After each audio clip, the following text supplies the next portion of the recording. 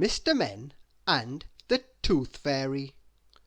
Roger Hargreaves.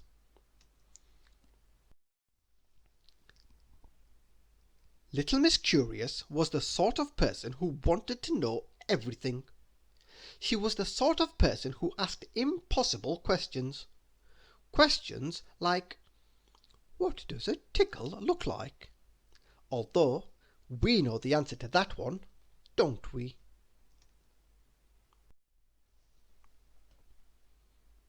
Little Miss Curious lived in a curious-shaped cottage, next door to an ordinary-shaped cottage.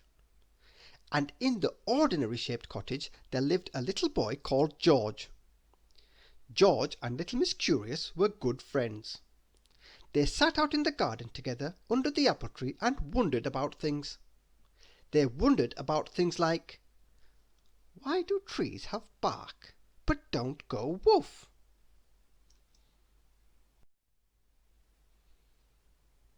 And things like, why do trees have trunks but they don't have tusks?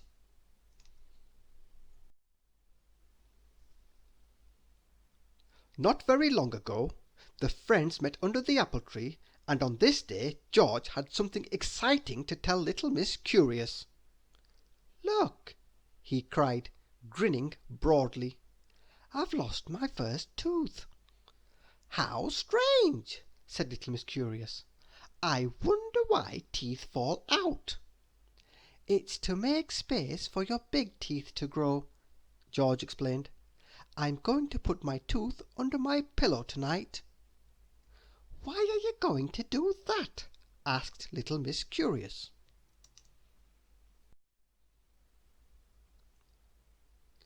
So that the Tooth Fairy will come and take my tooth and put a coin in its place, replied George.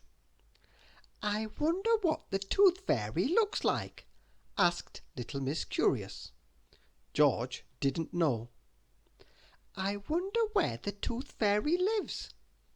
Again, George didn't know. What a lot of questions needing answers, said Little Miss Curious. Now you have made me very curious.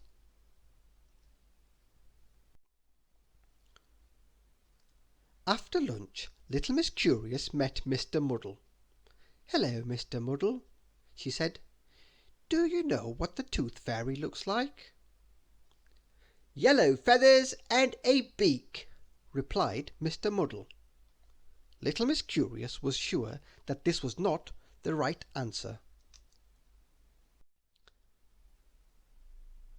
Later that day she met Mr. Wrong. Hello, Mr. Wrong, she said. I was wondering, do you know where the Tooth Fairy lives? In a tree, replied Mr. Wrong.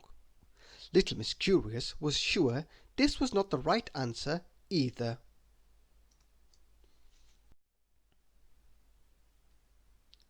So that night Little Miss Curious stayed awake, and sometime after midnight, when everybody else was sleeping, Little Miss Curious saw a soft green glow bobbing about outside George's window.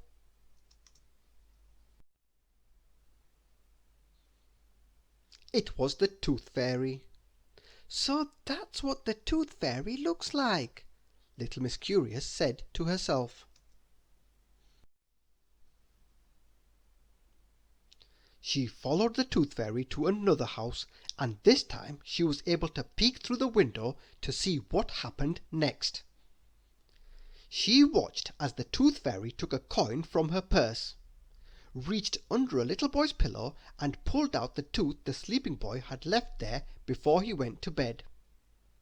The more Little Miss Curious watched the fairy at her work, the more curious she became.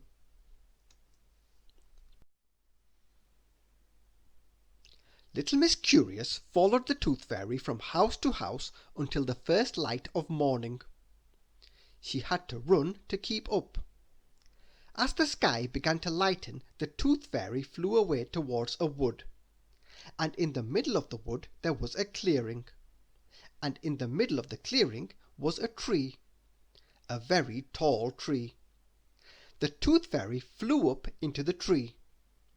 and of course little Miss Curious, being the curious person she was, had to follow. As the sun rose higher in the sky, she climbed higher in the tree.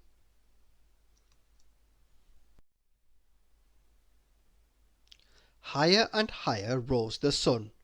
Up and up went little Miss Curious, until there in the topmost branches of the tree she saw a miniature tree house.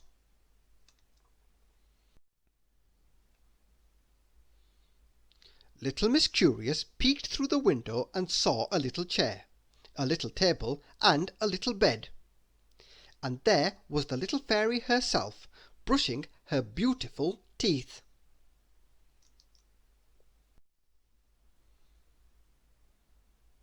So now little Miss Curious knew what the Tooth Fairy looked like, and she knew where the Tooth Fairy lived.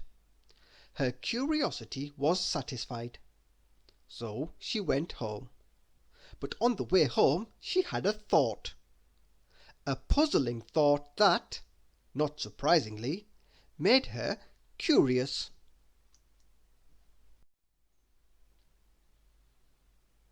She went straight to Mr. Wrong's house. "You are clever. How did you know the Tooth Fairy lives in a tree?" she asked. "Was I right?" exclaimed Mr. Wrong. "How remarkable! I'm never right. Normally I am—"